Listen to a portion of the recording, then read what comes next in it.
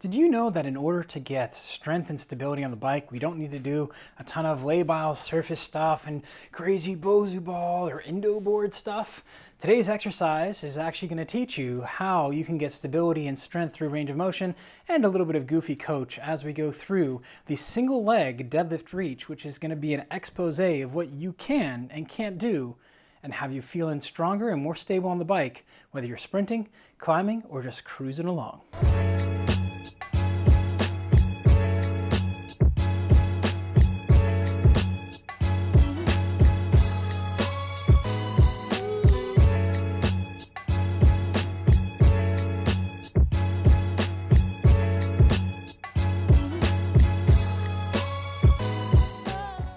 Oh, now that I got that Fortnite dance out of me, no, I didn't. I can't do it. The kids do it so much better than me. We're going to look at today an excellent exercise that's going to help you connect to your hips and improve your coordination, but it's not going to help you do that dance better. Now, if you'd like to never see me do that dance again, make sure you hit the subscribe button down below because we've got tons of great content, just like the single leg deadlift reach we're going to talk about here.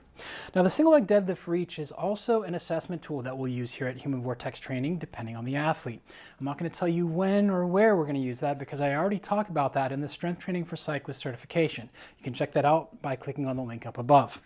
Now, as we go through this, really important to note, we want to make sure that everything is working together. So there are certain angles we're looking for. We want to have essentially a number 7 coming up across. We want to make sure that the hips are level, not dropping or opening to one side. And this is a great way for you to be able to understand how much of a beating your hips, your spine, and your hamstrings are taking during your preseason, during your race season, or just on a day-to-day basis. Let's take a look at what this exercise looks like. The first thing is it starts off with the feet. So we have another video here on toe yoga, so make sure you're subscribing down below. But essentially we want to have the bottom of the foot, there's a triangle. So this is the outside of the foot, this is the heel. There's a triangle and we want to connect all of that triangle down to the floor to help activate the pelvic floor muscles. And this is really important because those are rotators of the hip, the deep hip rotators, and really help you to have better stability. So now that I'm grabbed in and I'm not crushing the ground with my toes, I'm just going to come up onto one leg. And you'll notice I sway a little bit. That's something that you can pay attention to as well. How much do you sway to get up onto one foot? So we're going to start here. And from here, I'm just going to bring my back leg into 90 degrees, and I'll show it from the side view in just a second. Now we're going to stand nice and tall in this position. I can feel the bottom of my foot working, and from here, I'm just going to relax my arms, and I'm going to keep rigid in through my spine. So my head, my shoulders, my ribs, and my hips are going to stay connected as I hinge down. Now you'll notice the figure 7 is going to start to show. My hips are staying nice and neutral. My arms are nice and relaxed.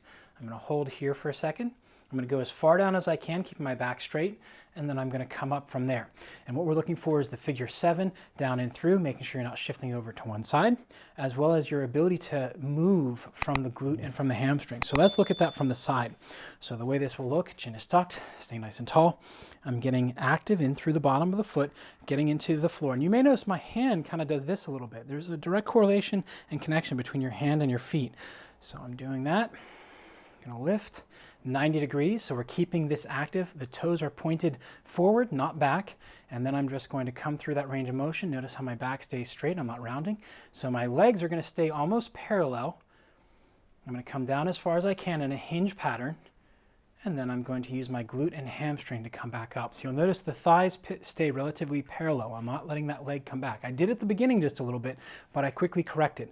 Essentially what we're looking at is your ability to maintain hip position, hip strength, stability, and you'll notice I'm also not in riding position, and then being able to come back out of the position properly. Now this is a really tough exercise, and as cyclists and triathletes, we tend to like hard things. Now we don't want you to get super sore from this.